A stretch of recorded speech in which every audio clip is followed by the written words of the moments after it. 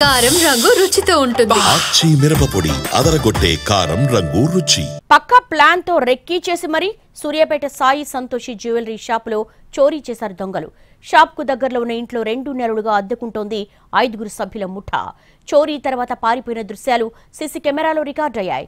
నిందితులు తమకు phone pay ద్వారా డబ్బులు చెల్లించలేదని, నగదు ఇచ్చేవారని, హిందీలో మాట్లాడేవారని అంటున్నారు స్థానికులు.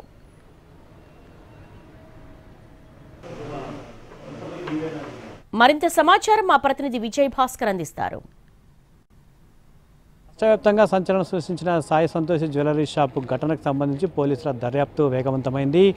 ఈ ఘటనకు సంబంధించి చాలా కీలకమైన సాక్ష్యాన్ని పోలీసులు సేకరించారు. నిందితులు మనం విజువల్స్లో చూస్తున్న ఇంట్లోనే దాదాపుగా 2 నెలలు నివాసం ఉన్నట్లు కూడా పోలీసులు గుర్తించారు.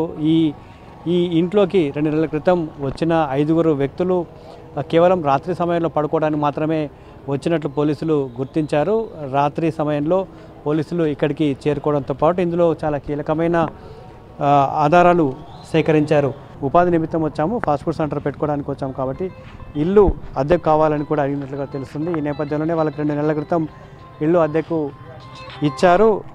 100 మీటర్ల దూరంలోనే మకాం వేసి ఈ చోరీకి ప్లాన్ చేశారు. అయితే దొంగతనం జరిగిన తర్వాత ఇక్కడి నుంచి 3 గంటల 30 నిమిషాలకు 3 గంటల 20 నిమిషాల నుంచి 3 గంటల 30 నిమిషాల మధ్య ఇక్కడి నుంచి బ్యాగులతో వెళ్ళిపోయినట్టు సీసీ కెమెరాల్లో రికార్డ్ అయింది. మనం విజువల్స్లో ఒకసారిగా చూడవచ్చు.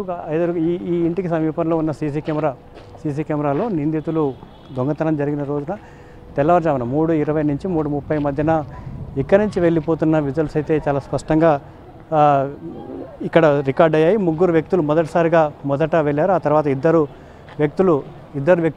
వ్యక్తులు వెళ్ళారు. మొదట వెళ్ళిన వ్యక్తులు కావచ్చు, ఆ తర్వాత వెళ్ళిన ముగ్గురు తర్వాత ఇద్దరు దగ్గర కూడా పెద్ద సైజు బ్యాగులు కూడా ఉన్నాయి. అంటే పక్కాగా ప్లాన్ చేసుకొని ఇక్కడ అద్దెకు ఉన్నారు.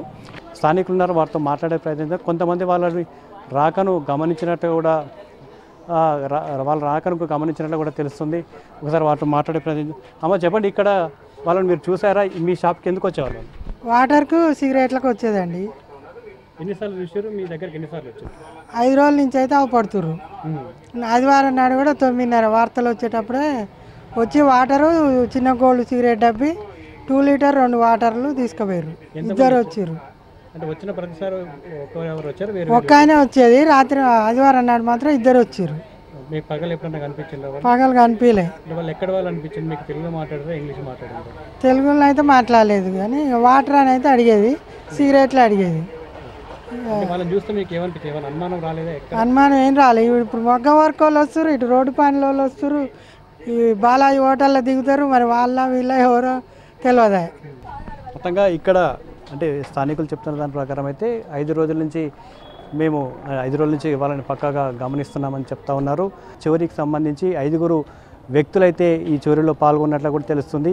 ఈ చోరీకి సంబంధించి ఎవరైనా స్థానికులు సహకరించారా, లేదంటే షాప్లో పనిచేసే వర్కర్లు సహకరించారా అనేది మాత్రం తేలాల్సి ఉంది. మరి ముఖ్యంగా ఎక్కడైతే గోడకు కన్నం వేశారో, గోడకు కన్నం వేయడం నేరుగా ఆ షాప్లో లాకర్ రూమ్లోకి వెళ్ళిన నేపథ్యంలోనే లాకర్ అక్కడే ఉందనే విషయం వీళ్ళకి ఎలా తెలుసు అనే కోణంలో కూడా పోలీసుల దర్యాప్తు అయితే కొనసాగుతుంది. కెమెరామెన్ బాలుతో విజయభాస్కర్, NTV, నల్గొండ జిల్లా.